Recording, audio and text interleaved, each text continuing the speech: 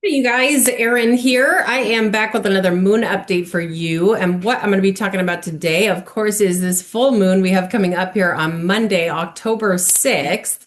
The full moon peaks at 8:47 p.m. Pacific time, and this is taking place in the sign of Aries, 14 degrees Aries, which is it's like the warrior of the zodiac. This is kind of considered an aggressive transit. But what we're going to focus on today, this is the peak of a growth cycle that began approximately 6 months ago. That when we had the new moon in the sign of Aries, over these 6 months, we've all been exposed to and experiencing these opportunities for growth that are related to the sign of Aries. And this is very much a time to be honoring that growth.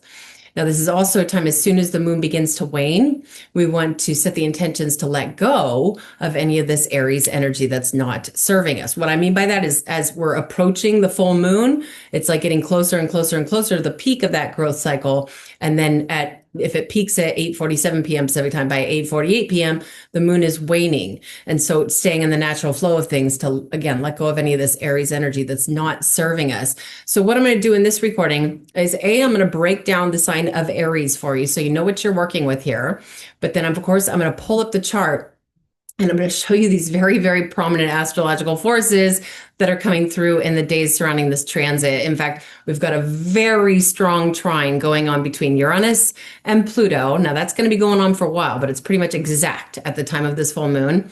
And we've also got Mars in Scorpio, which is one of Mars's homes. He is revved up. He's the ruler of this full moon because Mars rules Aries and rules Scorpio. And so he's really strong in this transit. Mars is, the planet of war. So there's a lot to talk about here. But I also want to be talking about certain parts of the body that are ruled by the sign of Aries because these parts of our bodies become sensitized or activated when anything up in the sky is transiting through the sign of Aries. Of course, with this transit, we've got the full moon in Aries, but we've also got Chiron and Neptune both in retrograde in the sign of Aries. So it's a good idea to be paying a little extra attention to these parts of our bodies. I will be mentioning some potential herbal remedies to help support these parts of our bodies. And as usual, I will also mention some gemstones that resonate well with the sign of Aries.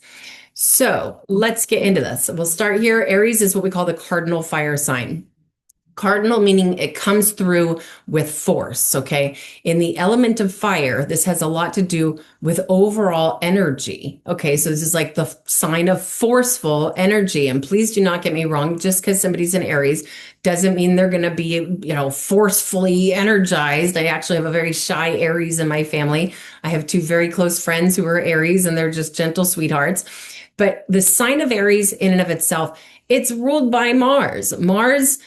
Mars is what rules our adrenals and our muscle glands, okay? Our adrenal glands and our muscles. And Mars is with even just the symbol for Mars, like the circle with the arrow poking out of it. That's to show Mars wanting to penetrate and pierce through things. Like if you could picture Mars as a human, it's like some big old muscle guy that's just barreling through things without thinking about repercussions. Okay, so this sign of Aries is very, very strong. And please do not get me wrong, I actually I think of the sign. I love the sign of Aries. My Venus is in Aries, my Mercury is in Aries, my South Node's in Aries, and I love the action oriented of the energy of this sign. And a lot of Aries that actually could be super, super playful, this fiery revved up energy. But it's represented by the ram, like the ram that will, ram whatever the heck it's in its way. It's a very, very strong energy. The motto for the sign of Aries is I am. Okay, this is the first sign of the zodiac. Like when the sun moves into the sign of Aries, that's the spring equinox, which some people refer to as the zodiacal new year.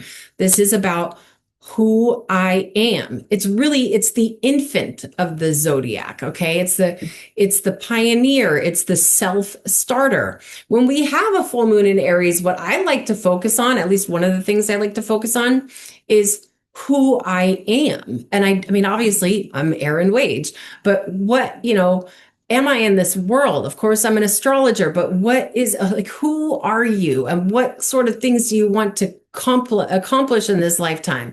You want to make a legacy for yourself, that sort of thing. And also, this I am Aries. I'll just put this out there right now. The sign of Aries actually rules the top of the head, which is hypothetically speaking here, and in essence, it's like that's the where we receive, the energy from these celestial bodies hits our head first. Okay. Aries people, a lot of times when I say Aries people, I could be talking about Sun in Aries, Aries rising, Moon in Aries, Mars in Aries. A lot of times you'll notice when they get like frustrated or something, their face will turn red. All the blood rushes to the top of the head. Okay. Because it's that first sign. It's revved up. It's ready to go. When the sun is in the sign of Aries, the sun exalts in the sign of Aries because it's ready to start new things in spring. So how have you grown in these ways? But also, is there anything you want to let go of that's related to this sign of Aries? Again, this is kind of like the sign of aggression. And so, especially considering all the tension in the world, I mean, boy, oh boy, was that eclipse season heavy. There's so much going on in the world. Obviously, the whole Charlie Kirk thing, that whole situation, and people, doing heavy investigations and people arguing about theories. And there's a lot of tension going on. There's somebody just shot up a church or something like that. And I keep talking about like spiritual and psychological warfare is a major theme as to what's going on in the world. And so I think it's so significantly important that we all do our best within ourselves to stay grounded and to stay centered. Go out and put your feet on the earth. And personally, it's like, from my understanding and what makes sense to me, it's not necessarily to go stand on grass. It's rather stand on dirt or rocks, pebbles, sand, in a puddle, something like that. And that's what's going to ground us out. And that in and of itself can help to like release tension. If you're somebody who's feeling easily triggered or easily frustrated, you might want to set the intentions to let some of that go. Maybe you've been a little too aggressive or something of that nature. But I also really encourage you to think about how have you grown in these ways. Maybe you've, stepped into your own inner warrior, that sort of thing. Okay, so I hope that made sense. Now, another thing to consider here is that, of course, we all experience this full moon as a collective. And yes, full moon in Aries, generally speaking, is like the full moon of the year that, people can have a hothead kind of energy, but it's so unique to each and every one of us. But I would be looking at your chart to see if you have anything near 14 degrees Aries, or maybe trining that near 14 degrees Leo or Sagittarius, or maybe opposing that near 14 degrees Libra, or maybe squaring it near 14 degrees Capricorn or Cancer. There's so many things that could be applied to our own natal chart. And also, which house in your natal chart is this activating? Where does the sign of Aries, which house, which theme of your life is this manifesting through? If you're using Placidus, you're going to want to see where 14 degrees and 8 minutes Aries comes through. Okay, of course, if that's too much for you, just take a step back and focus on the sign of Aries in and of itself. Okay, so let's pull up the chart here. In case you are new here, I work with geocentric Western astrology. So with that said, what we're looking at here is a snapshot of what we call the tropical zodiac at the time of this full moon. We put Earth right here in the middle of this thing. These right here are the symbols for the planets and the celestial bodies. Like there's Jupiter, there's Uranus, there's Chiron, there's the moon. When we go in the wheel just a little ways, these are the symbols for the zodiac signs that all of those planets and celestial bodies would be beaming through onto Earth at the time of this full moon. Okay, so let's start here. This right here is the symbol for the moon, and this right here is the glyph for the sign of Aries. You can see a little bit of a bigger one there. That's where you're going to want to look to see which one of these like things that looks like a slice of pie in your own natal chart does that little glyph for the sign of Aries come through, because that's how you can see what theme of your life this is activating. Now, when we look right across the chart here, exactly opposite that, there's the sun at 14 degrees, 8 minutes Libra. Happy solar return season to all of you Libras out there. That's definitely another one of my favorite signs. Okay, now this is what happens every time we have a full moon. Sun and moon, they're facing each other. That's why it's the peak of the growth cycle, the two brightest lights in the sky. It's like they're embracing their growth. And this is all synergistic. It's for us. And it's like this, sine wave that's going back and forth between these celestial bodies and through us. Now, I want to start out with the ruler of this full moon, which this right here is Mars. Okay. This is what I'm talking about. If you look at that symbol for Mars, that arrow is to show Mars, it's like wants to just pierce and penetrate through things. That's in part why this sign of Aries is so ferocious and courageous. Again, that certainly doesn't mean everybody who's in Aries is going to be like that, because there's so much more to people's natal charts than just their sun sign. Sign of Aries in and of itself, very Martian. Martial arts. Okay, that's it. The word martial comes from Mars, and it's like kind of can be interpreted as the art of war, martial arts. Okay, so Mars is coming through his other sign, Scorpio, at 10 degrees and 5 minutes. So Mars is really revved up. He is working fiercely through this transit. Really, I will say this. I mean, the days surrounding this transit, I would say between October 5th and really going all the way up to October 11th. There's actually one particular thing that's happening on December. It's happening on October 10th. The moon's going to transit over Uranus, and I'm kind of thinking something could go down on October 10th, but I don't say that with 100% certainty. But this full moon is really revving things up. Look to see in your chart if you have anything near 10 degrees Scorpio, because if you do, you might want to be extra mindful of your surroundings and your own inner being. Of course, it would depend on what it is, but especially if it's Mercury near 10 degrees Scorpio. Now, speaking of Mercury, here's Mercury, who will have just entered into the sign of Scorpio at 0 degrees. That's like the purest form of that scorpionic energy.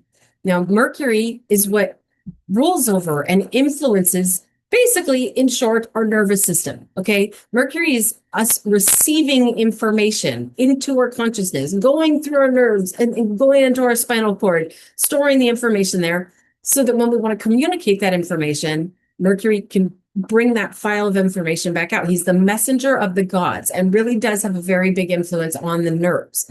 Okay. And so in this very fierce and magnetic sign of Scorpio, I mean, the sign of Scorpio, there's a reason why it's most commonly represented by the scorpion. It's got this lethal pinch. It's the sign of intensity. Okay. So if you got anything near 0 degrees Scorpio, you could also be, feeling things through your nervous system very, very intensely, or maybe trying that near 0 degrees Pisces or Cancer. There's so many things that can be applied to our own natal chart, but ultimately we're all receiving this as a collective. It's super intense. And furthermore, this square that's going from Mercury up here to Pluto. And not only that, but it's an approaching square. It's getting stronger. Like the day after this full moon and the day after that, that square becomes super, super intense. Pluto is Scorpio's other ruler. Okay. Pluto is intense. Pluto is the planet of power. Pluto rules our psyche. Pluto wants us to experience a death and rebirth process. Now, please do not get me wrong. I'm not talking about anybody dying.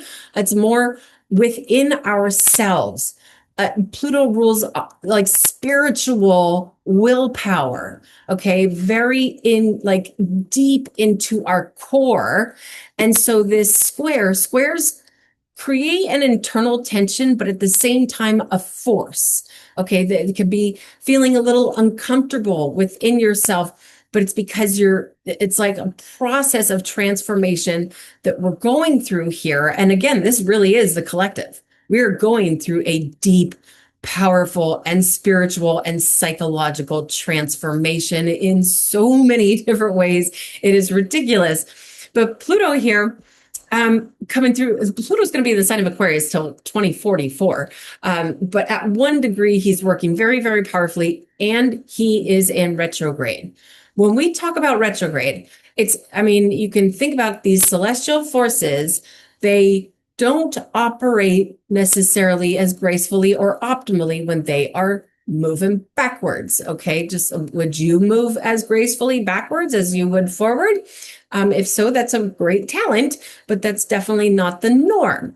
Okay. So Pluto is also making this pretty much an exact trine down here to Uranus. Now, I'm going to put these puzzle pieces together for you in a minute. Uranus is one of Aquarius's rulers. Okay. So here we have Pluto, which is one of Scorpio's rulers, making a square to Mercury. And then we've got Uranus, which is one of Aquarius's rulers, making a trine to Pluto. And together, this is a lot of heavy force. Not only that, but the quincunx going between Uranus and Mercury as well. There's probably a lot to process, but follow along as best as you can. So we talked about Mercury and the nervous system. Mercury is also, he's the messenger of the gods. He has a lot to do with communication. Now, the sign of Aquarius is like the sign of technology, the sign of, I sometimes find myself not wanting to call them technological advancements. Of course, technology can be massively beneficial. Of course, there's so many, great things, being able to talk to somebody on the other side of the world, through FaceTime or whatever it is. But on the same token, there's also a lot of dangers that are coming with these so-called technological advancements. Pluto, I mean, honestly, he's kind of like the destroyer. Okay. Not to say that like all technology is going to be destroyed right now, potentially over the next 19 years while Pluto finishes up in Aquarius, but it's Pluto's heavy energy coming through the sign that rules over things of a technological nature, and then sending this trine down to Uranus, which again, Uranus is one of Aquarius's rulers. Uranus is what makes that sign of Aquarius, that sign of technology. And really that sign of Aquarius is also, it's the sign of humanity and humanitarianism. Okay. And Uranus influences things that are of a very like zappy, unpredictable, electrical nature. Okay. Uranus is kind of a chaotic energy who's also in retrograde, okay, and going through the sign of Gemini, which Gemini is the sign of communication. I'm thinking of all this, I'm putting all these little pieces together, and I'm thinking about how suddenly like the UK they're demanding that everybody has a digital ID. That is a total result of that Uranus, especially Uranus trine Pluto in the sign of Aquarius and the sign of Gemini. But I'm also thinking about everything that's going on in social media and watching people, share information. And then all of a sudden that video gets deleted because, the authorities don't like it. They don't like people doing their own personal investigation and that sort of thing. So it's like there's this, especially while they're in retrograde, there's this aggression to move forward, but then it pushes back.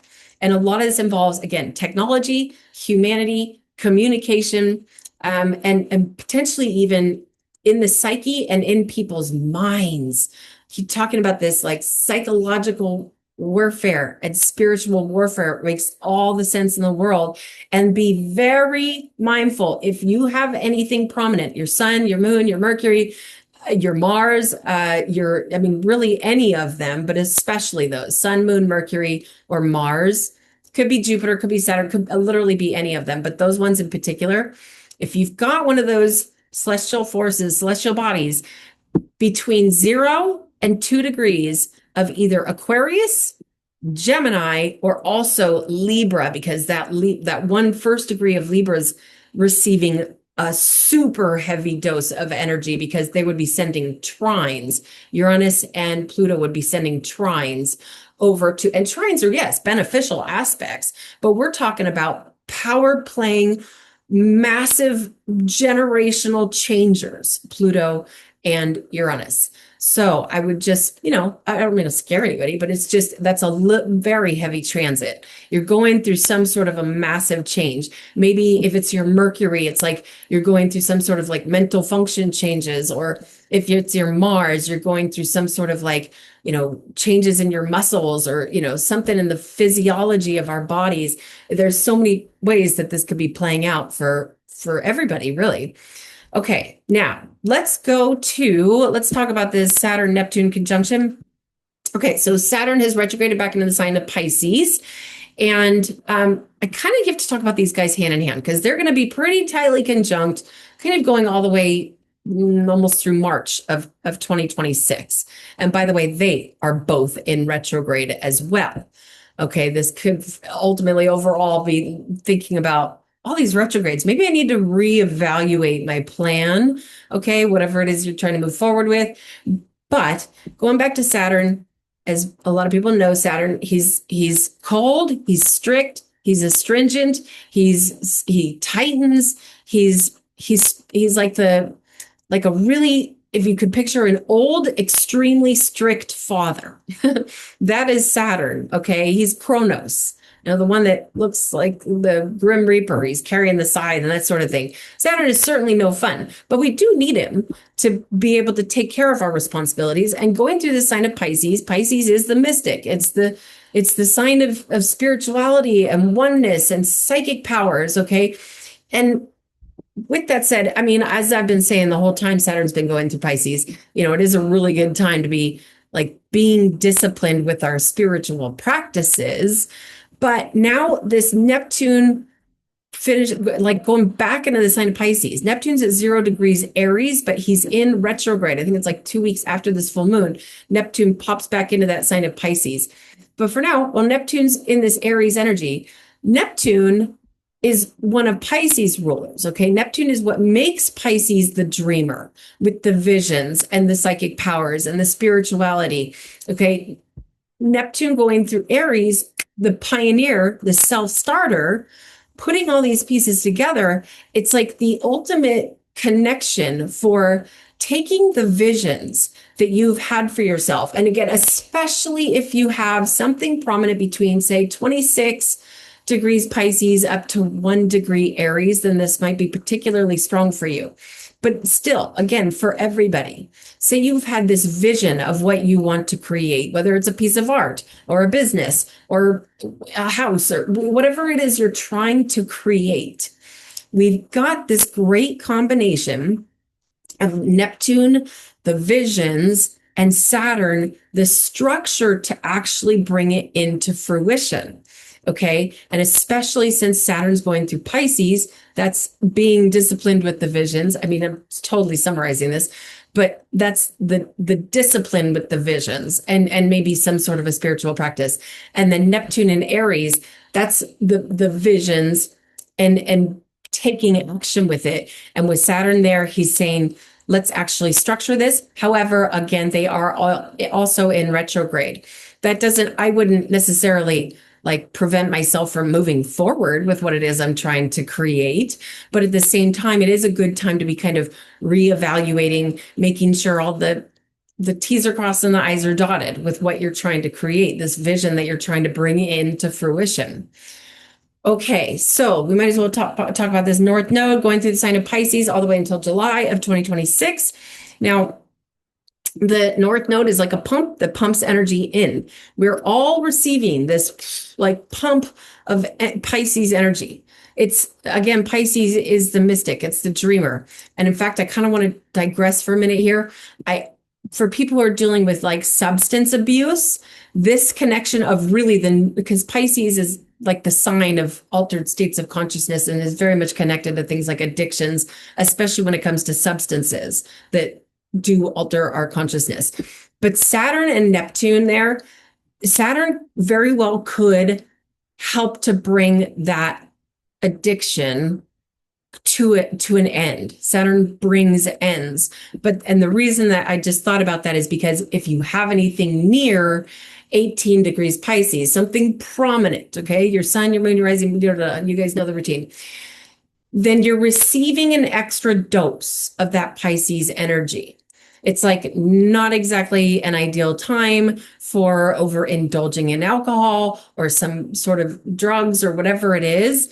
But if that's the case, if you are somebody who's been doing with something like that, just recognize, because Saturn's almost done in Pisces. Saturn's going to be done. He'll be in the sign of Aries for starting in February. I think it's February 13th of 2026, and he'll be in there for about 2 years. So he's really at the tail end of leaving Pisces, and Saturn does like to bring ends to things. So that's something else to take into consideration. But hopefully that's not the case for most people out there. Hopefully you guys are just embracing this Piscean, mystical, intuitive kind of natural empathy type of energy, especially if you've got something, again, near that 18 degrees Pisces. Now, straight across from that, here we have the South Node. South Node is at 18 degrees Virgo. And as I keep saying, the South Node going through the sign of Virgo all the way until July of 2026.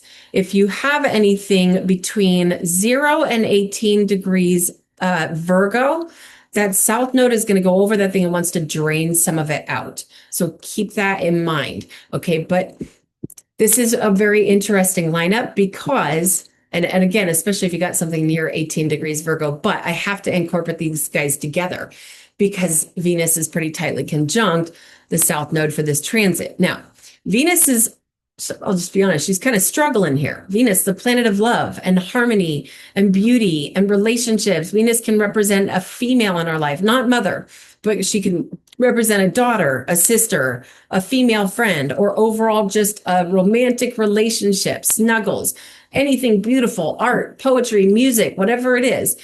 And this sign of Virgo is like, you would never use the word romantic to describe the sign of Virgo. And please do not get me wrong. You could totally be a Virgo and be super romantic, but that's going to depend on everything else in your chart. But the sign of Virgo in and of itself, it's the analytical one. It's the sign of perfection. It's the sign that pays the attention to detail and wants to work and be of service.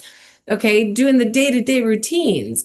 And Venus is in her fall in the sign of Virgo. She, over here in the sign of Pisces, she exalts. That's where she works with her greatest strength. So when she's in the opposite sign of where she exalts, she's in her fall. She's debilitated.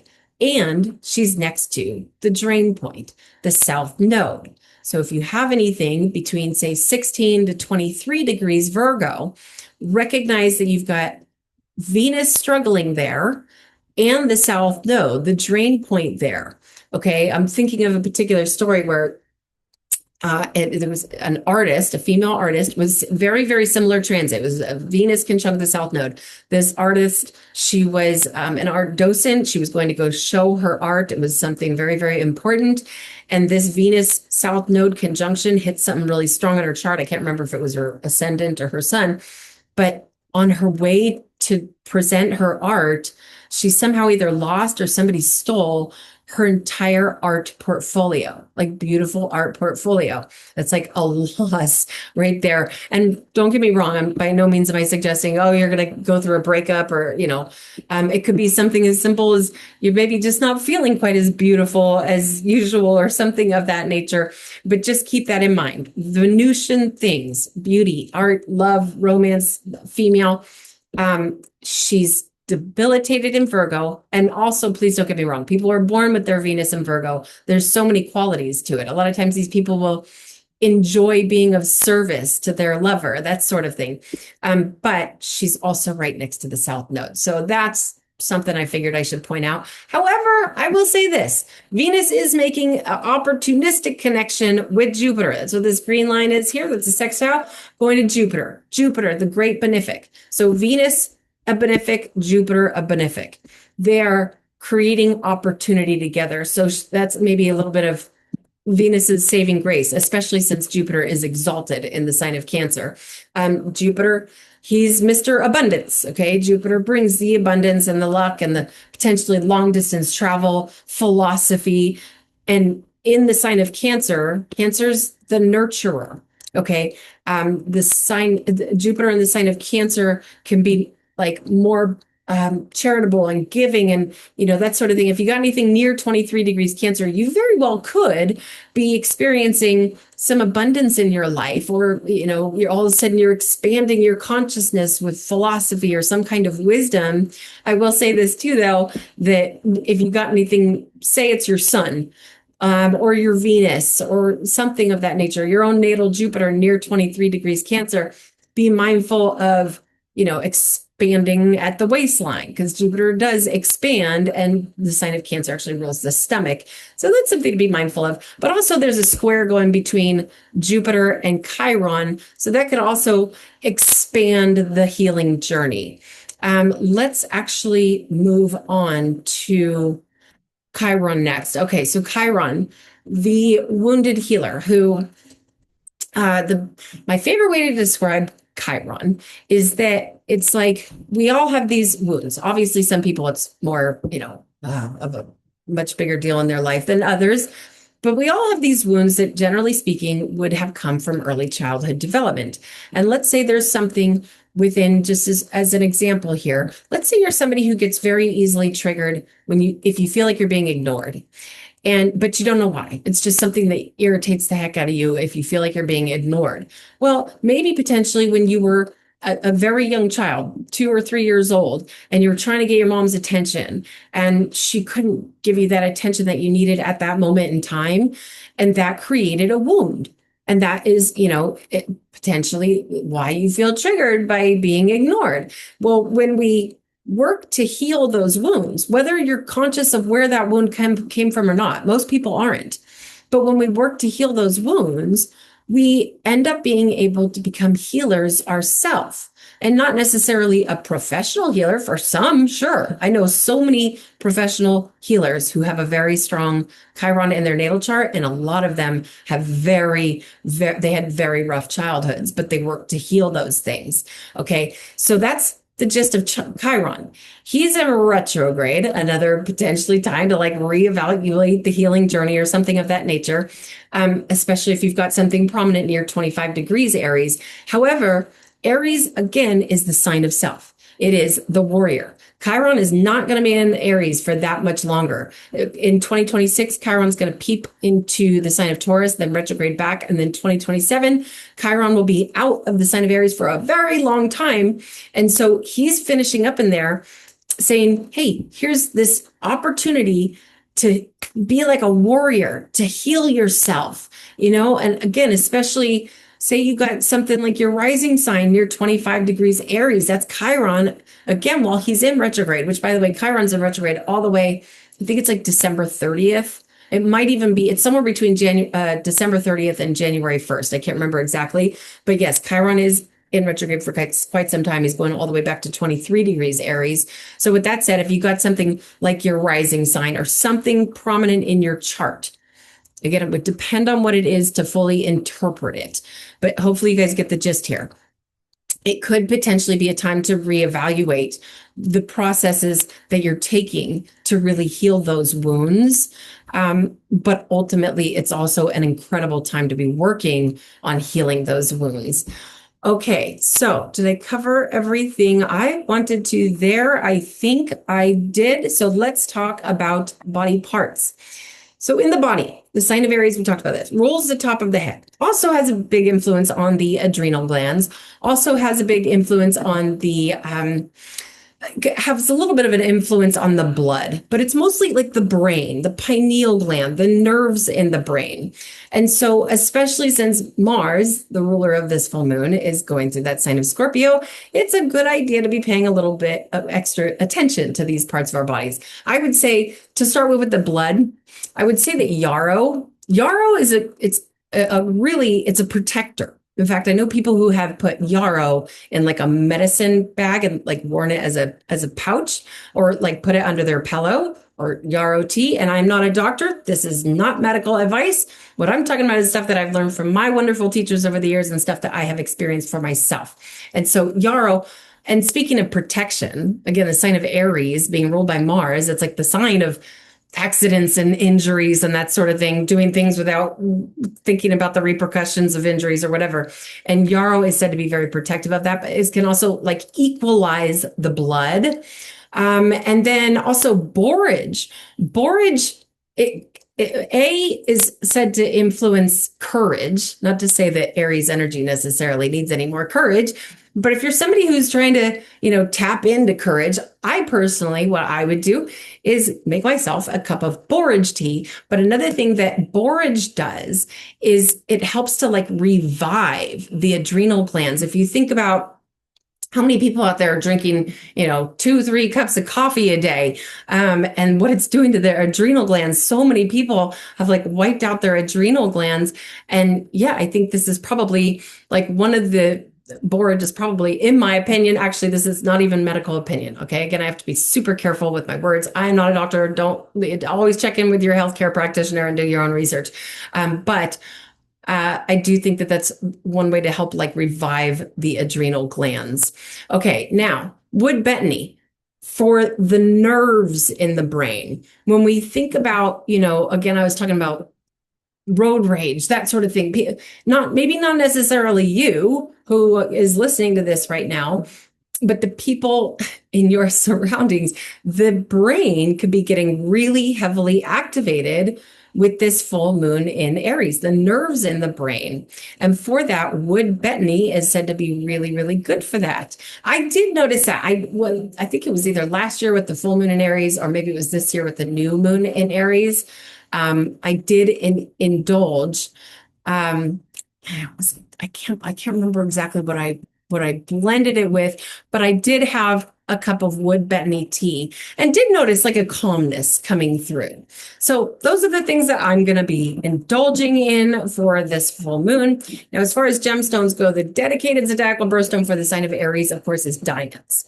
Now, diamonds are really said, they're powerful stones, clearly. Obviously not everybody has diamonds laying around, but they're said to keep us youthful. Like they're said to, like metaphysically speaking here, they're said to basically slow down time and keep us youthful. And the sign of Aries really is the sign of youth. Again, it's the infant of the zodiac. You'll notice a lot of Aries people, like even getting up into their 60s and 70s, they still have very tight skin. Again, certainly not all of them, but they tend to stay very youthful. And diamonds are actually said to, you know, again, metaphysically speaking here, said to keep us youthful, amongst many, many other things. But there's so many other stones. I always leave a full extensive list of stones that resonate well with the sign the moon is transiting through. But to name a few here, this right here is bloodstone, which, again, we talked about the blood and this Aries energy having an influence on the blood. Bloodstone, metaphysically speaking, is said to also be very beneficial for the blood. And not only that, but believe it or not, bloodstone is also said to be very grounding.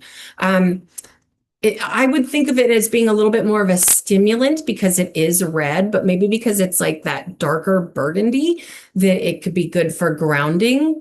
But also because of all this like raw, like really strong energy coming through, I think I'm really going to be focusing on my protective stones, which this right here is hematite. I'm also going hematite earrings in. Hematite is a very, very protective stone. And not only that, but it's like when we think about this ruling the brain, and not only that, but with Pluto in the sign of Aquarius and Uranus in Gemini, that's a lot of like electrical activity. And hematite is said to be very, very protective against that sort of thing. And also, I mean, really all of black stones can be protective. The one I'm going to bring up next, this one here is black kyanite, which I've brought up many, many times before. Black kyanite is definitely one of my favorite protective stones. In fact, I've thought about turning this into a pendant somehow, but I feel like that would be a little bit of a big pendant. But yes, black kyanite is also a very protective stone that resonates beautifully with the sign of Aries. I mean, aquamarine resonates beautifully with Aries. That's a much more of a dreamy, if you want to tap into that North Node and Pisces energy, aquamarine could be great. So again, you can always check the list below in the description if you want to find the gemstone that really resonates with you. Okay, so I think I'm going to leave that there. If you would like to schedule an astrology reading, please do visit erinwageastrology.com. I do hope to hear from some of you. And until next time, namaste to all of you.